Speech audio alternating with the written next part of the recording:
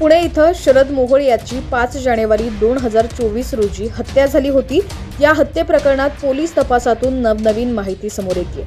पोलिसांच्या तपासात मारेकऱ्यांनी शरद मोहोळ याची हत्या करण्यापूर्वी झाडावर गोळीबाराचा सराव केल्याची माहिती समोर आली होती। ऑक्टोबर 2022च्या पहिल्या आठवड्यात रात्री 1 वाजता मुळशीमधील हाडशी इथं गोळीबाराचा सराव केला होता। झाडाच्या बुंध्यावर 6 गोळ्या झाडल्याचं मारेकऱ्यांनी सांगितलं होतं, पण पुणे पोलिसांच्या गुन्हे शाखेच्या युनिट 3चे पोलीस झाडाचा पंचनामा करण्यासाठी घटनास्थळी गेले, परंतु घटनास्थळावर झाडच नाही। या प्रकरणी तपासातून आणखी काय बाहेर येणार याकडे लक्ष लागलेलं आहे। झाड ज्या जागेत होतं त्या ठिकाणी पोलिसांना ते झाड मिळून आलं नाही। यामुळे पोलिसांनी जागेचे मूळ मालक सचिन अनंता खैरे यांच्याकडे चौकशी केली।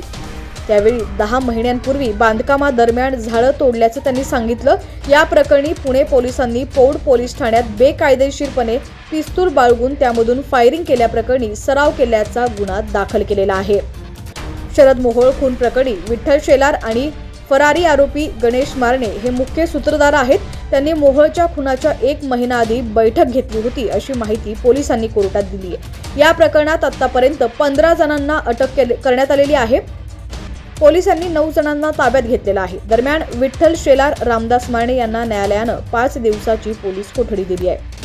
आरोपी विठ्ठल शेलार अधिकारी भाजपमध्ये होते, त्यावर अनेक गुन्हे आहेत। तो सुरुवातीपासून पोलिसांच्या रडारवर होता।